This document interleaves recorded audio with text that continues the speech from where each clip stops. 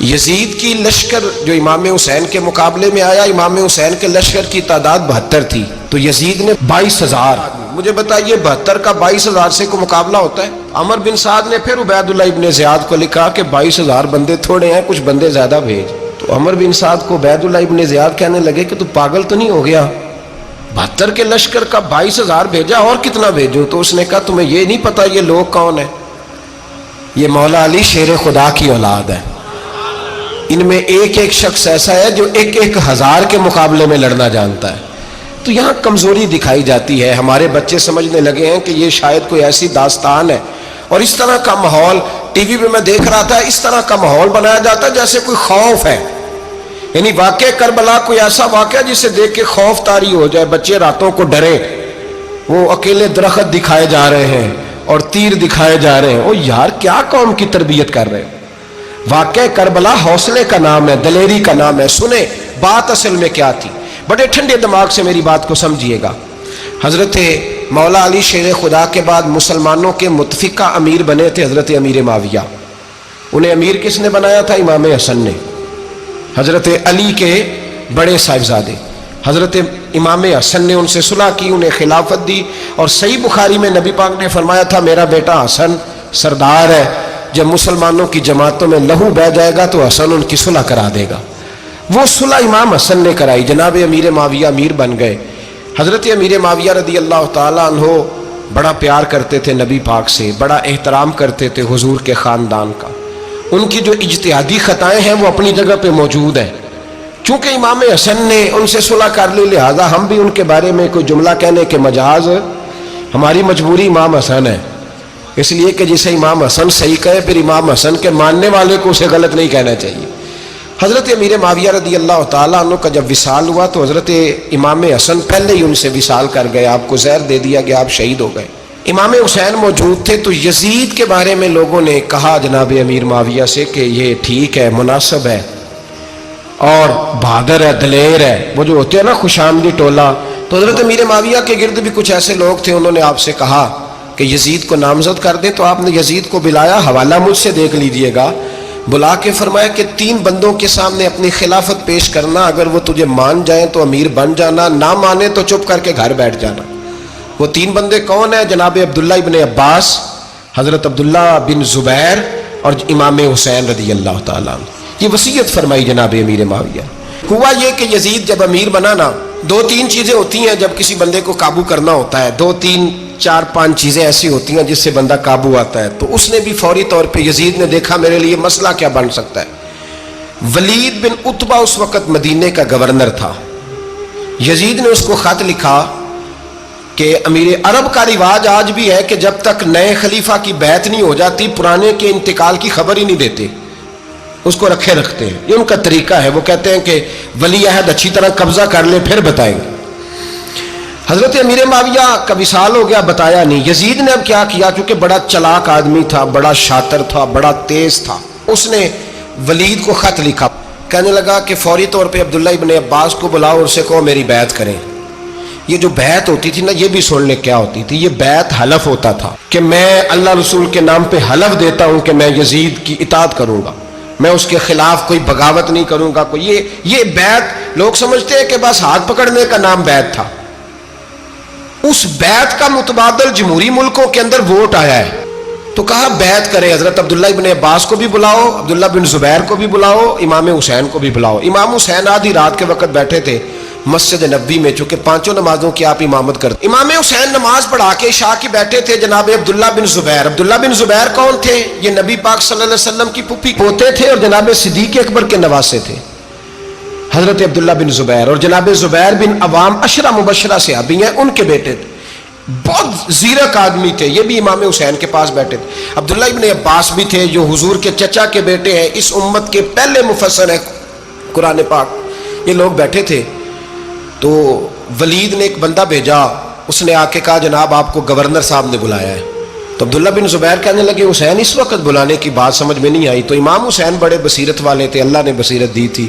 کہنے لگے عبداللہ آپ کو سمجھ نہیں آئی، مجھے سمجھ آ گئی ہے، امیر معاویہ وصال کر گئے اور یہ ہمیں جو بلایا گیا ہے نا، یہ یزید کی بیعت کے لیے بلایا گیا ہے. تو کہا پھر آپ آدھی رات کو نہ جائیں، آپ کے لیے خطرہ ہوگا۔ تو امام حسین فرمانے لگے خطرہ حسین کو نہیں ہوتا۔ نہیں، کہا پھر بھی آپ مہربانی کریں ذرا احتیاط سے جائیں۔ تو جناب عبداللہ ابن زبیر نے، عبداللہ ابن عباس نے 14 بندے نیزے دے کے، تلواریں دے کے امام حسین کے ساتھ بھیجے اور کہا کہ امام حسین اگر اس نے کوئی غلط ملت بات کی نا، زبردستی بیعت کرنے کا کہا، تو آپ بس کوئی ایک بات اونچی آواز میں کر دینا، یہ سپاہی پیچھے آ جائیں گے۔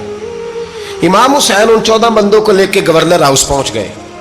جب آپ وہاں پہنچے، اس نے بتایا، اس نے کہا جی حضرت امیر معاویہ انتقال کر گئے اور آپ نے یزید کی بیعت کرنی ہے۔ تو امام حسین فرمانے لگے میں چھپ کے بیعت نہیں کروں گا، مجمع لگاؤ، جمعے والے دن اعلان کرو، جو طریقہ ہے حضرت ابوبکر صدیق کا، جو طریقہ ہے حضرت عمر فاروق کا، جو انداز حضرت عثمان غنی کا ہے، جو مولا علی کا ہے، سر عام اعلان کرو، اگر ساری دنیا یزید کی بیعت کرے گی تو میں بھی تیار ہوں۔ تم مجھ سے بیعت لے کے پھر لوگوں کو بتانا چاہتے ہو کہ حسین بیعت ہو کر رہے ہیں تو تم کیوں نہیں کر رہے؟ میں عام آدمی نہیں ہوں، لہذا چھپ کے بیعت نہیں کرتا۔ جب یہ بات کی نا تو ولید بڑا نرم دل تھا اور امام حسین کی شان کو جانتا تھا، وہ جانتا تھا یہ نبی پاک کا خاندان ہے۔ اس نے کہا جی مجھے تو حکم تھا، باقی آپ حضور کے نواز ہیں، میں کر کچھ۔ وہاں ایک بڑا بدبخت شخص بیٹھا تھا، عبد الملک بن مروان، وہ ولید سے کہنے لگا کہ اگر حسین آج تمہارے ہاتھ سے نکل گئے تو تمہارے لیے بہت بڑا مسئلہ کھڑا ہو جائے، انہیں جانے نہ دینا، یا بیعت کراؤ یا ان سے کہو جنگ کے لیے تیار ہو۔ تو امام حسین رضی اللہ تعالیٰ عنہ کے کانوں میں آواز گئی تو فرمانے لگے ابن مرجانہ، اگر تیرے اندر جرت ہے تو آ سامنے حسین کے، اس کے کانوں میں باتیں نہ کر، کانا پھوسی نہ کر، باہر آ میدان میں، شرارت نہ کر، باہر آ، میں تمہیں ابھی بتاتا ہوں کہ حسین سے مقابلہ کرنے کا انجام کیا ہے۔ یہ کہہ کہ امام حسین باہر نکلے، اپنے بھائی محمد بن انفیہ کو بلایا، عبداللہ بن زبیر، عبداللہ ابن عباس، ڈھیر سارے لوگ اکٹھے ہو گئے۔ فرمایا یہ معاملہ ہے، اب کیا کرنا ہے؟ تو وہ کہنے لگے حضور وقت ابھی مناسب نہیں ہے، آپ اس طرح کریں یہاں رکیں، ہم مکے سے، عراق سے، کوفے سے لوگوں کو بلاتے ہیں، یہاں ایک بڑی مجلس مشاورت قائم کرتے ہیں۔ امام حسین فرمانے لگے اگر تم مشاورت قائم کرو گے تو ولید اور عبد الملک بن مروان وہ تو جنگ کرنے کو تیار ہے، اور نبی پاک نے فرمایا ایک مینڈا ہوگا جس کی وجہ سے مدینے کی گلیوں میں لہو بہے گا۔ فرمانے لگے میں وہ بکرا، وہ مینڈا نہیں بننا چاہتا۔ کہا پھر آپ کیا کریں گے؟ تو امام حسین رو پڑے، فرمانے لگے میں مدینہ چھوڑ جاؤں گا لیکن مدینے کی حرمت پامال نہیں ہونے دوں گا۔ امام علی مقام آدھی رات کے وقت نکلے، سیدہ فاطمہ کا دروازہ ایک اس دن تھا جس دن حضرت مولا علی کوفے چلے گئے تھے، اور دوبارہ آج تالا لگا جب امام حسین نکلے۔ آپ جنت البقیع کے پیچھے کھڑے ہو کے حضور کا روضہ دیکھنے لگے، اس وقت گنبد تو نہیں ہوتا تھا، روضہ دیکھنے لگے۔ نانا تیرے کرم کے خزینے کی خیر ہو، میں جا رہا ہوں تیرے مدینے کی خیر ہو۔ سارا خاندان لے گئے، مکے تشریف لے گئے، حج کے ایام قریب آنے والے تھے۔ امام حسین نے وہاں لوگوں سے باتیں کی۔ جب امام حسین وہاں پہنچے تو کوفے سے خط آنے لگے۔ کوفہ حضرت علی کا دارالخلافہ تھا، وہاں آپ کے محبین، پیار کرنے والے ڈھیروں تھے، انہیں خط لکھے کہ حضور آپ چپ کر کے بیٹھے ہوئے ہیں اور ہمارے اوپر یزید مسلط ہو گیا ہے، آپ اگر میدان میں نہیں نکلیں گے، آپ نہیں آئیں گے تو ہم اللہ کی بارگاہ میں شکوہ کریں گے کہ کوئی ہماری کمان کرنے کو تیار ہی نہیں ہوا۔ اور وہ خط 1 2 3 نہیں آئے، وہ خط اتنے تھے کہ 3 بوریوں میں بھرے تھے امام حسین، 3 بوریوں میں۔ اب مجبوری ہو جاتی ہے، حق کے لیے کئی دفعہ بات کرنا مجبوری ہوتی ہے، اگر نہیں کرے گا تو پھر اس کو بھی قبر میں جواب دینا پڑے گا۔ امام علی مقام رضی اللہ تعالیٰ عنہ نے مکے میں اب لوگوں کو جمع کیا مشورے کے لیے۔ ہر بندے نے کہا حضور وہ بلا تو رہے ہیں پر اپنے وعدوں کے پکے۔ کہا حضور وہ پکے نہیں، آپ نہ جائیں۔ ہر بندے نے کہا حالات ٹھیک نہیں، حالات گراؤنڈ ریالٹی صحیح نہیں، یہی مشورہ آج بھی ہر بندہ دیتا ہے، ابھی حالات نہیں۔ اتنے خراب حالات کبھی نہیں ہوئے تھے جتنے امام حسین کے دور میں تھے، لیکن فرمایا میں دین کے خلاف غلط حکمران کو مسلط ہونے کی اجازت، بول کے بتائیے، بول کے، غلط حکمران کو مسلط ہونے کی اجازت، مزاحمت کروں گا، مخالفت کروں گا۔ امام کہنے لگے کوئی بات نہیں، وہ میرے ساتھ چلے نہ چلے لیکن میں کوفے جاؤں گا، وہ لوگ میرے ساتھ کھڑا ہونے کو تیار ہے تو وہ جھوٹ ہے یا سچ ہے پر میں چلوں گا۔ جب امام علی مقام نے اصرار فرمایا تو جو آپ کے قریبی صحابہ کرام کی اولادیں تھی ساری، یہ بھی اب بیماری ہے، کچھ لوگ کہتے ہیں جی صحابہ نہیں ساتھ چلے، تو میں کہتا ہوں اہل بیت نبوت کے تو کل افراد 21 تھے، تو 72 میں باقی اولادیں کس کی تھی؟ وہ ساری صحابہ کی اولادیں تھیں، وہ سارے، پتہ نہیں کیوں اس طرح کا فلسفہ بیان کیا جاتا ہے جس میں حالات خراب ہو۔ حضرت سیدنا امام علی مقام کو جب بہت زیادہ کہا گیا نا تو امام حسین رضی اللہ تعالیٰ عنہ نے فرمایا چلو میں ایک کام کرتا ہوں، مسلم بن عقیل کو بھیجتا ہوں، حضرت علی کے بھتیجے ہیں، امام حسین رضی اللہ تعالیٰ عنہ کے چچا کے بیٹے ہیں، حضرت عقیل کے صاحبزادے مسلم بن عقیل بڑے سمجھدار آدمی تھے، معاملہ فہم تھے، بڑے جری تھے، اتنا زبردست مشورہ کم لوگ دیتے ہیں جتنا حضرت مسلم بن عقیل دیتے تھے۔ ان کو بھیجا گیا کوفے۔ اب اس میں بڑی تفصیل ہے، وہ اپنے 2 بچے بھی لے گئے۔ جب وہ کوفے پہنچے نا تو کوفے پر جناب نعمان بن بشیر کی حکومت تھی، آپ گورنر تھے اور اہل بیت سے بڑی عقیدت رکھنے والے، نرم رویہ۔ عبید اللہ ابن زیاد کوفے کا گورنر نہیں تھا، یہ کسی اور علاقے کا تھا۔ جب آپ وہاں پہنچے تو نعمان بن بشیر نے دیکھا کہ حضرت مسلم بن عقیل آئے ہیں تو لوگ دوڑے ان کی بیعت کرنے، بھاگے، اتنے لوگ جمع ہوئے کہ ایک دن میں 17,000 آدمی نے بیعت کر لی۔ کتنے بندے جی؟ 17,000 آدمی ایک دن آیا۔ اب وہ جو امام مسلم بن عقیل کے وہاں نعرے لگانے والے تھے کہنے لگے حضور یہ پہلے دن کی کارکردگی ہے، 2-4 دن میں دیکھیے کیا ہوتا ہے۔ 2-4 دن میں کیا ہوا؟ 40,000 آدمی نے بیعت کر لی۔ اب وہ 40,000 بندہ تیار ہو گیا۔ ادھر سے جو یزید کے وفادار تھے انہوں نے خط لکھا یزید کو کہ تو نے بڑا نرم آدمی گورنر بنایا ہے اور 40,000 بندہ چلا گیا حسین کی طرف، اگر ایک دن مسلم بن عقیل اور رہے تو جو تمہارا گورنر بیٹھے ہیں نا جناب نعمان بن بشیر، ان کو گورنر ہاؤس سے نکال کے مسلم بن عقیل قبضہ کر لیں گے، تو چپ کر کے بیٹھا ہے۔ یزید بڑا تیز تھا، اس نے ایک آدمی گھوڑے پہ دوڑایا۔ عبید اللہ ابن زیاد ایک اور علاقے کا گورنر تھا پر بڑا ظالم سا بدماش تھا، بڑا سخت گیر آدمی تھا۔ اس کو کہا کہ تو پہلے ایک صوبے کا گورنر ہے، جا تجھے دوسرا صوبہ بھی دیا۔ اس طرح کار فوری طور پہ کوفے پہنچ اور جا کے مسلم بن عقیل کو گرفتار کر، جو آدمی ان کا ساتھ پھر بھی دے اسے قتل کر دے۔ اس نے کیا کیا؟ وہ آدھی رات کو آیا، منہ چھپایا، جبہ پہنا، لوگ سمجھے امام حسین آ گئے۔ بہت سارے لوگوں نے اس کے نعرے بھی لگائے۔ وہ چپکے سے داخل ہوا اندر، اور چپکے سے داخل ہو کے اس نے سب سے پہلا کام یہ کیا کہ نعمان بن بشیر رضی اللہ عنہ کو معزول کیا، کوفے کے گورنر ہاؤس پہ قبضہ کیا۔ پھر اس نے اسی وقت سوئے ہوئے سرکردہ لوگ، جس طرح ایک گاؤں کا چودھری دوسرے کا محلے میں قبیلوں کے جو لوگ تھے چودھریوں کو بلایا، کچھ کو سزائیں دیں، کچھ کو سخت کہا، کچھ کو ان کے عیب گنوائے کہ وہ تمہارا فلانا مسئلہ پھر خراب کر دوں گا، بلیک میل کیا۔ صبح ہونے تک حالات اگر تم نے میرے قابو میں نہ کیے تو یاد رکھنا بڑا مشکل ہوتا ہے حق پہ کھڑا ہونا، بڑی چیزیں لوگوں کو یاد آتی ہیں، اللہ جانتا ہے۔ پہلے کچھ ہوتا ہے، بعد میں معاملہ کچھ ہوتا ہے۔ حضرت مسلم بن عقیل کے ساتھ جس دن عبید اللہ ابن زیاد آیا 40,000 کا لشکر تھا۔ اگلے دن صبح ہوئی، اگلے دن تو یہ حال ہو گیا کہ آپ جب کوفے کی جامع مسجد میں ظہر کی نماز کے لیے گئے تو 5-7 ہزار آدمی نماز پڑھنے آیا، اور جب مغرب کا وقت آیا تو لوگوں نے چند ہزار لوگ رہ گئے، نماز کی نیت باندھی۔ توجہ کرنا میری بات پہ، ایک مسئلہ بھی سمجھ میں آئے گا۔ لوگوں نے نماز کی نیت باندھی تو حضرت مسلم بن عقیل امامت کر رہے ہیں، ہاتھ باندھے ہوئے ہیں، تو بہت سارے لوگوں نے پیچھے ہاتھ چھوڑ دیے۔ ایک بندے نے دوسرے سے پوچھا وہ ہاتھ کیوں نہیں باندھتے؟ کہنے لگے اگر عبید اللہ ابن زیاد کے کسی بندے نے دیکھ لیا نا تو ہم اسے کہیں گے ہم تو نماز پڑھ ہی نہیں رہے تھے، ویسے ہی کھڑے تھے، ہاتھ ہی نہیں باندھے سرے سے۔ جب نماز کی امامت باندھی تو 10-11 صفیں تھیں۔ جب مسلم بن عقیل رضی اللہ تعالیٰ عنہ نے سلام پھیرا تو پیچھے بندہ ہی کوئی نہیں تھا۔ حضرت مسلم بن عقیل کو گرفتار کیا گیا۔ عرب کا رواج تھا دشمن کو سخت سزا دیں تاکہ باعث عبرت بنے۔ بہت اونچا مینار تھا کوفے کا، گورنر ہاؤس کا، اوپر لے جا کے جناب مسلم بن عقیل کو زمین پہ گرایا گیا۔ اور جب وہ شہید ہو گئے تو شہید ہونے سے ایک رات پہلے وہ خط لکھ چکے تھے امام حسین کو کہ آپ آ جائیں، حالات بڑے اچھے۔ خط ملا تو امام حسین مکے سے کوفے کی جانب چل پڑے۔ امام علی مقام رضی اللہ تعالیٰ عنہ جب چل پڑے، تشریف لا رہے تھے تو رستے میں فرزق شاعر ملا، بڑا محب اہل بیت تھا۔ رستے میں ملاقات ہوئی، اللہ اکبر، حضرت مسلم بن عقیل جب گرایا شہید ہو گئے تو پھر اس نے اس طرح کیا کہ آپ کی لاش کو لٹکا دیا چوک میں.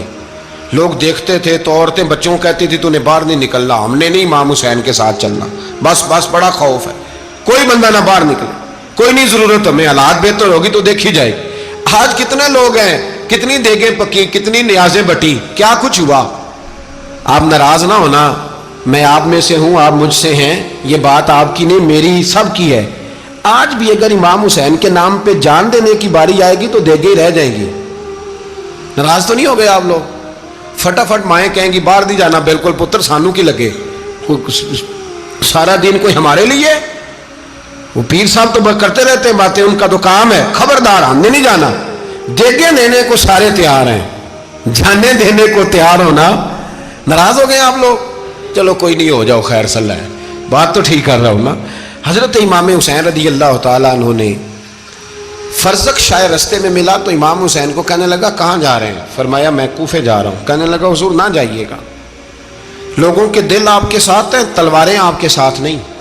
سیدنا امام حسین رضی اللہ تعالیٰ عنہ کو آ کے کہا حضور وہ سارے کوفے والے مانتے ہیں کہ بات حسین کی ٹھیک ہے لیکن آپ کی سپورٹ نہیں کریں گے. اور اگلی بات فرزق نے یہ کی کہ حضور میں حضرت مسلم بن عقیل کی لاش کو لٹکی ہوئی دیکھ کے آیا ہوں کوفے کے چوک میں. بڑا ہی خوبصورت فکرہ ہے امام حسین کا. فرمانے لگے میرا بھائی لٹکا ہوا تھا, کہیں کسی کے آگے جھکا تو نہیں تھا؟ لٹکا ہی تھا نا, کہیں جھکا تو نہیں کسی کے آگے؟ کہا حضور نہیں. تو آپ فرمانے لگے اگر مسلم بن عقیل لٹک گیا تو حسین بھی لٹک جائے گا, لیکن جھکے گا. حضرت امام حسین تشریف لائے, بچوں سمیت آئے. حور بن یزید ایک شخص تھا. حور بن یزید ایک مختصر سا لشکر لے کے اس نے امام حسین کو ایک جگہ پہ روکا, پھر دوسری جگہ پہ روکا, بالآخر تیسری جگہ پہ روکا. تو امام حسین نے فرمایا جگہ کون سی ہے؟ کہا حضور کرب و بلا. فرمایا بس یہی خیمے لگا دو, یہی. حضرت سیدہ زینب نے پوچھا امام حسین سے کہ سارے زمانے نے روکا ہے, ٹھیک ہے آپ حق پہ ہیں, یہ بھی سب نے کہا آپ حق پہ ہیں, پر روکا بھی سب نے, آپ روکے کیوں نہیں؟ تو ابن کثیر اور ابن اسیر لکھتے ہیں کہ امام حسین رو پڑے, کہنے لگے بہن میں رک جاتا پر میں نے رات کو نانا مصطفیٰ کو خواب میں دیکھا ہے. تو حضور نے فرمایا حسین اگر آج یہ رواج پڑ گیا نا یزید جیسے لوگوں کا تو قیامت تک پڑا رہے گا. پھر لوگ کہیں گے کوئی نکلا نہیں تھا تو ہمیں بھی نکلنا. پھر لوگ ظالموں کے سامنے گردنیں جھکانے کے عادی ہو جائیں. میں کہتا رہتا ہوں, کہہ رہا ہوں, کربلا کی جنگ کفر اسلام کی جنگ نہیں, کفر اسلام کی جنگ نہیں کربلا کی. کیونکہ یزید تو بڑا پکا نمازی تھا, خطبہ دیتا تھا. وہ تو جب امام حسین رضی اللہ تعالیٰ عنہ نے کربلا کے میدان میں جمعے کا دن تھا تو یزید کے سامنے کو بات کرنی شروع کی, عمر بن سعد کے سامنے. تو عمر بن سعد کہنے لگا حسین زیادہ باتیں نہ کر, ہمارا جمعہ لیٹ ہو رہا ہے, جنگ کے لیے تیار ہو, فٹافٹ آ. اہل بیت نبوت کو قتل کریں گے اور قتل کے بعد پھر نماز پڑھیں گے اور پھر کہیں گے اللہم صلی علی محمد وعلی آل محمد, اسی نماز میں پھر درود بھی پڑھیں گے. یہ کیسا مرتبہ ہے, کیسا انداز ہے, دوستی قاتل سے بھی مقتول سے یارانہ بھی. امام حسین نے حر بن یزید امام حسین سے کہنے لگا مجھے حکم ہے آپ کو روکنے کا, آپ آگے نہیں جا سکتے. امام صاحب نے فرمایا وجہ زمین اللہ کی ہے. اس نے کہا آپ بیعت نہیں کر رہے, یزید کی حالات آپ کے حق میں درست نہیں ہیں, آپ نہیں جائیں گے. امام روک گئے. ظہر کی نماز کا وقت ہوا تو حضرت علی اکبر امام حسین کے بڑے صاحبزادے انہوں نے اذان ظہر پڑھی تو حر بن یزید کے لشکر نے امام حسین کے پیچھے نماز ادا کی. کہا بھئی تم مقابلے میں آئے ہو, نماز پیچھے پڑھتے ہو؟ کہا حضور مقابلہ تو تلواروں سے کر رہے ہیں پر ہمارا دل تو مانتا ہے نا کہ مصطفیٰ کا نواسہ بڑی شان والا ہے. حر بن یزید نے 3 نمازیں لشکر سمیت امام حسین کے پیچھے پڑھی ہیں, 3 نمازیں, ظہر اثر اور مغرب. پھر امام حسین کے سامنے شرائط پیش کی کہ آپ کو یہاں گھیر لیا گیا ہے, یہاں آپ بیعت کریں گے, یہاں جنگ کریں گے, 2 ہی باتیں. امام حسین نے فرمایا نہیں بھائی بیعت تو میں نہیں کرتا, اس کے علاوہ تم جو کہتے ہو میں کرنے کو تیار ہوں. اس نے خط لکھا, عبید اللہ ابن زیاد کو ایک بندہ دوڑایا پیچھے کوفے, چند میل پہ کوفہ تھا. کہا وہ نہیں مان رہے, کیا کرنا ہے؟ تو حسین ابن علی ہے, میں زیادہ دیر انہیں روک بھی نہیں سکتا. انہوں نے پیغام دیا حر بن یزید کو کہ کرنا کچھ بھی نہیں, ان کا پانی بند کر دو, بلیک میل کرو, کھانا پانی نہیں ملے گا, چھوٹے چھوٹے بچے ہیں, خود ہی مان جائیں گے.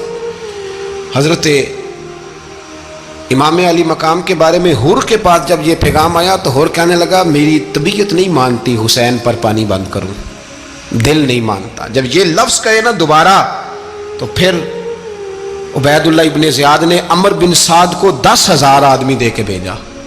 का हुर बिन यजीद लचक दिखा रहा है हुसैन के हक में। एक रे का इलाका था, बड़ी वहां फसल होती थी, लोग कोशिश करते थे वहां का गवर्नर बनने की कोशिश करते थे। तो उबैदुल्लाह इब्ने ज़ियाद कहने लगा तुम्हें रे की गवर्नरी मिलेगी, सबसे सरसब्द व शादाब इलाका, तुम्हें वहां का गवर्नर बनाया जाएगा अगर हुसैन के खिलाफ लड़ोगे।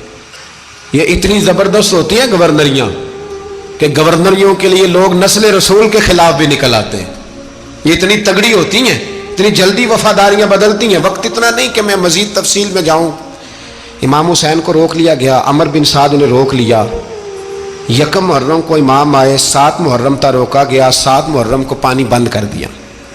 जानवर पानी पीते थे, घोड़े पीते थे, कुत्ते पीते थे, लेकिन मुस्तफ़ा के घराने को पानी पीने की इजाज़त। 3 दिन तक पानी बंद रहा। 9 मुहर्रम को अमर बिन साद ने और लोग बुलाए।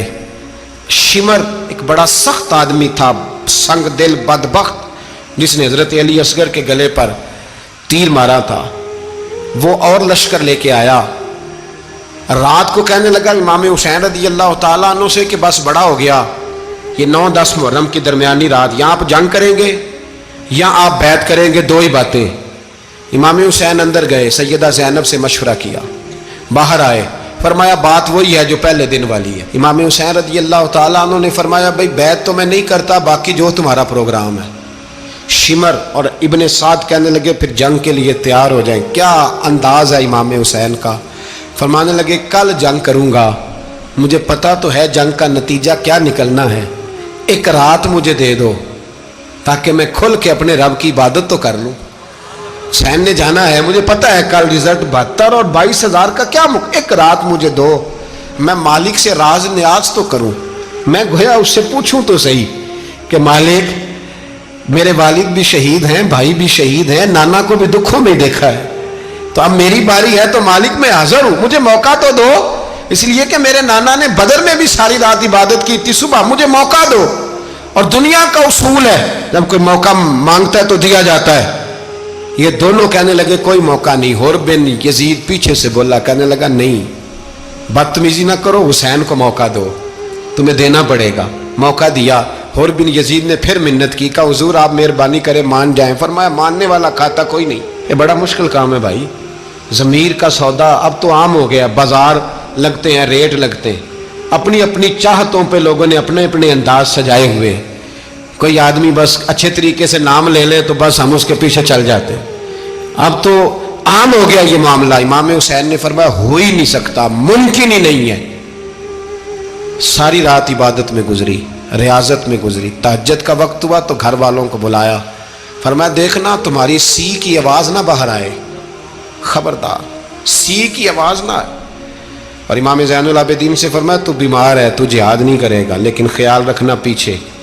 और बड़ी कीमती बात बता रहा हूँ, हमारी बीवियाँ किसी के घर मैयत हो जाए तो 4 दिन बुखार नहीं उतरता।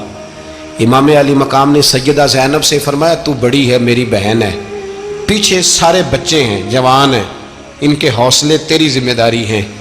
सुबह जंग का तबल बजने लगा, फजर की नमाज पढ़ी, सूरज चढ़ा, 10 मुहर्रम का दिन, जुमे का वक्त।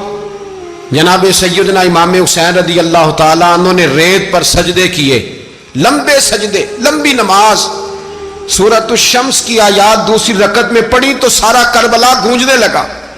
क्या अंदाज़े तकल्लुम था इमाम अली मकाम का। नमाज मुकम्मल हुई तो हुर बिन यजीद, अमर बिन साद और शिमर से कहने लगे वाकई हुसैन से लड़ोगे, पता नहीं कौन है। कुल्ला सालुकुम अलैहि अजरन, तुमने नहीं पढ़ा इल्लल मवद्दत फिल कुर्बा, तुम्हारी आंखें बंद है। अल हसन वल हुसैन सय्यदु शबाब अहले जन्ना, तुम्हें नहीं पता। कहने लगा चुप कर, हुकूमत नजर आ रही है। और बिन यजीद कहने लगे फिर मेरा भी फैसला सुनो, मुझे हुकूमत नहीं चाहिए, मुझे जन्नत चाहिए। हुकूमत नहीं चाहिए। इमाम हुसैन की पहली फतह देखें, और बिन यजीद एड़ी लगा के ना यजीद के लश्कर से निकल के इमाम हुसैन के लश्कर में शामिल हो गया। और पहला शख्स जिसने इमाम हुसैन को रोका, امام حسین کے نام پر پہلا سر بھی اسی شخص نے کٹایا ہے. لیکن یزید کی قبر پہ لعنت بھی کوئی نہیں برساتا. اس کا محل تھا بہت بڑا، لیکن جب لوگ کربلا میں امام حسین کو سلام کرنے جاتے ہیں تو قدموں میں حور بن یزید کا مزار بھی بنا ہوا ہے، اس کو بھی سلامی دی جاتی ہے. اور اب ہم اکیلا حور بن یزید نہیں کہتے، ہم کہتے ہیں حور بن یزید رضی اللہ تعالی. اب ہم اتنی تعظیم کرتے ہیں اس حور کی. جناب امام حسین کو میدان میں کھڑا کیا گیا، جہاد کا طبل بجا، پہلے خدام آئے. اور سن لو آج وہ پتہ نہیں بازاری سے لوگ چڑھ گئے اسٹیجوں پہ، بازاری سے، نہ چہرے پہ داڑھی ہے نہ سر پہ کوئی کپڑا ہے، بازاری لوگ ہیں، بھاگ رہے ہیں، بازو چڑھائے ہوئے ہیں، بٹن کھولے ہوئے ہیں، تماشا بنا دیا. سننے والوں کا بھی اللہ ہی حافظ ہے. وہ اسٹیج پہ اہل بیت کی شان بیان کرتا ہے، بھاگ کے ادھر جاتا ہے. یہ کوئی طریقہ ہے؟ سننے والوں کا بھی عجیب انداز ہے، ہر بندے کو سننے بیٹھ جاتے ہیں. دین مہذب ہے، تہذیب والا ہے، دلائل رکھتا ہے، دین وقار رکھتا ہے. ایسے لوگ اب دین بیان کریں گے؟ حضرت سیدنا امام حسین رضی اللہ تعالیٰ عنہ صبح جب جہاد کا وقت آیا، پتہ ہے کون کون تھے کربلا میں؟ امام حسین کے ساتھ امام حسین کے 4 بھائی تھے کربلا میں. کتنے؟ بول کے بتائیں. حضرت علی کے 4 بیٹے، عباس بن علی، جن کو حضرت عباس کہا جاتا ہے نا، علمدار، یہ حضرت علی کی دوسری زوجہ میں سے. عباس بن علی بھی تھے اور ابو بکر بن علی بھی تھے، عمر بن علی بھی تھے، عثمان بن، یہ حضرت علی کے بچوں کے نام ہیں. یہ آپ کے شہزادے امام حسین کے ساتھ شہید ہوئے. ان کا نام صرف اس لیے نہیں لیا جاتا کہ ان کا نام خلفائے ثلاثہ کے نام پہ، حضرت علی نے اپنے یاروں کے نام پہ رکھا ہے تو تم نے کربلا کے میدان سے خارج کر دیا. یہ تینوں شہزادے حضرت جناب سیدنا امام حسین کے ساتھ تھے، یہ بھی شہید ہوئے. حضرت جناب زینب امام حسین کی سگی بہن ہے، ان کے 2 بچے تھے، اون و محمد. جب امام حسین میدان میں جانے لگے تو جناب زینب بچوں سے کہنے لگی، نہ پہلے بھائی نہیں جائے گا، پہلے بھانجے جائیں گے. 2 بچے شہید ہوئے.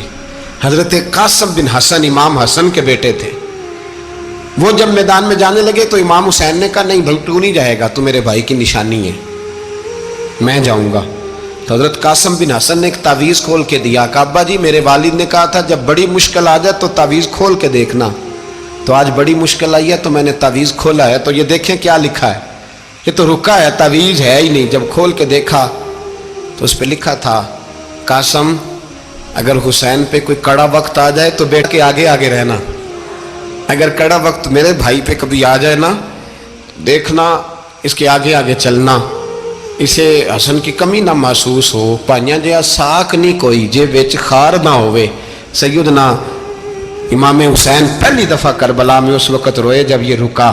آپ نے دیکھا تو فرمایا ٹھیک ہے، اگر حسن کی یہ وصیت ہے تو میں نے زندگی میں اگر ان کی ہر بات مانی ہے اب بھی مانوں گا، تمہیں اجازت ہے. جناب قاسم بن حسن 16 سال کا جوان جب میدان میں نکلے تو ہائے ہائے پتہ نہیں کہاں سے آ گئی ہے. امام قاسم بن حسن جب میدان میں نکلے تو تبری سے لے کر علامہ ابو الاسناد صاحب سب کو پڑھ کے تو دیکھو، 3 دن کی پیاس ہے، شدید آزمائش ہے، دکھ ہے، تکلیفیں ہیں، پھر بھی پہلی دفعہ جب میدان میں گئے ہیں واپس آئے ہیں 19 لوگوں کو قتل کر کے واپس آئے. سناؤ قصہ خیبر کو، تمامی اپنے بچوں کو. علی کی داستان سن کے دلوں سے ڈر نکلتا ہے.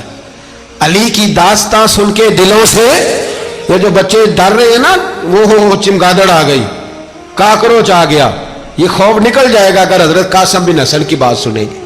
درجنوں لوگ آپ نے قتل کیے. ایک دفعہ آئے، کہا چاچا یزید کا لشکر تو بڑا بزدل ہے، اگر چند قطرے پانی میرے حلق سے گزرے تو میں سارے کاٹ کے لے آؤں گا آپ کے پاس، چند قطرے. لیکن تھوڑی دیر گزری، عمر بن سعد کہنے لگا اکیلے اکیلے جاؤ گے تو علی کا پوتا ہے، یہ سب کو مار دے گا، کٹھے جاؤ. چاروں جانب سے تیر برسے، ایک تیر لگا آ کے گردن کے پیچھے، بس جناب سیدنا قاسم بن حسن گھوڑے سے نیچے گرے. تو جناب زینب حوصلہ کر کے آنسو سمیٹ کے کہنے لگی میں دیکھ رہی ہوں پردے کے پیچھے سے حسین میرے بھائی کا بیٹا گر گیا ہے، جا اسے اٹھا کے لا. حضرت امام حسین ان کو اٹھا کے لائے تو امام حسین نے سینے سے لگایا ہوا تھا تو ان کے پیر، ان کا قد لگتا تھا امام حسین سے زیادہ ہے، اٹھا کے لایا، لٹا دیا گیا۔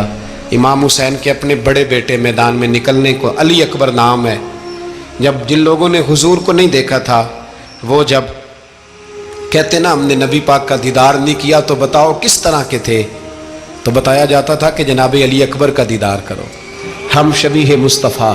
اور جب وہ گلیوں میں نکلتے تھے تو عورتیں چھتوں پہ چڑھ جاتی۔ جناب علی اکبر رضی اللہ تعالیٰ عنہ تلوار لے کے میدان میں نکلے، جوان بیٹے دینے بڑے مشکل۔ او یارو رٹا کیا ہے یہ تو بتاؤ، کہ ظالم آدمی حکمران، یار یہ رٹا ہے، ایک ظالم کا رستہ روکنا ہے، اس رٹے کے لیے ہم شبیہ مصطفیٰ۔